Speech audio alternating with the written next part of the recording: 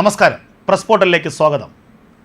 Devaswom board ക്ഷേത്രങ്ങളിൽ അരളിപ്പൂവിന് വിലക്ക് വരുന്നു. ഹരിപ്പാട് അരളിപ്പൂ കഴിച്ച് യുവതി മരണമടഞ്ഞുവെന്ന വാർത്തകൾ പുറത്തു വന്ന സാഹചര്യത്തിലാണ് ദേവസ്വം ബോർഡിൻ്റെ കണ്ണു തുറക്കുന്നത്. ദേവസ്വം ബോർഡ് ക്ഷേത്രങ്ങളിൽ അരളിപ്പൂവിനെ നിരോധിച്ചുകൊണ്ടുള്ള ഉത്തരവ് ഉടൻ പുറത്തിറങ്ങും.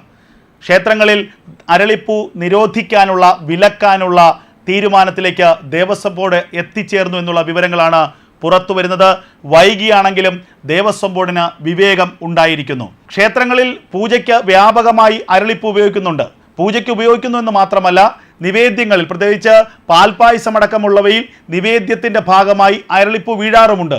ഈ അരളിപ്പൂവൊക്കെ കിടക്കുന്ന ഈ പായസമാണ് പലപ്പോഴും കുട്ടികളടക്കമുള്ളവർ കഴിക്കുന്നത്. ഇത് വലിയ തോതിൽ ദോഷകരമായ സാഹചര്യം ഉണ്ടാക്കുന്നു എന്നുള്ള ആക്ഷേപങ്ങൾ നേരത്തെ ഉണ്ടായിരുന്നു. അരളിപ്പൂവിൽ വിഷാംശമുണ്ടായിരുന്നു എന്നുള്ളത് ശാസ്ത്രീയമായി തെളിയിക്കപ്പെട്ടുള്ള കാര്യമാണ്.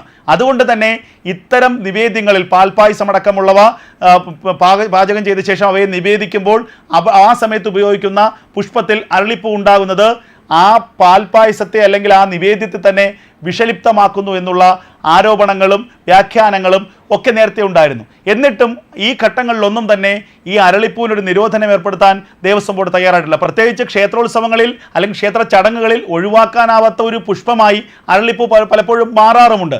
എന്നാൽ ഈ ഹരിപ്പാട്ടെ യുവതിയുടെ മരണം, UK പോകാൻ വേണ്ടി എയർപോർട്ടിലേക്ക് എത്തുന്ന സമയത്ത് കുഴഞ്ഞു വീണ് മരിച്ച നഴ്സായ സൂര്യയുടെ മരണം ദേവസ്വം ബോർഡിൻ്റെ കണ്ണ് തുറപ്പിച്ചിരിക്കുന്നു. UK പോകുന്നതിന് മുൻപ് അയൽക്കാരോട് യാത്ര പറയാൻ എത്തുമ്പോഴാണ് ആ വീട്ടുമുറ്റത്ത് നിന്ന അരളിപ്പൂവ് അലക്ഷ്യമായി പറിക്കുകയും അത് കടിക്കുകയും ചെയ്തത്. ആ അരളിപ്പൂവിൻ്റെ ചെറിയൊരു ഭാഗം സൂര്യയുടെ ശരീരത്തിനുള്ളിലേക്ക് പോവുകയായിരുന്നു. അതിനുശേഷമാണ് അതിൻ്റെ അസ്വാസ്ഥ്യത അനുഭവപ്പെട്ടത്.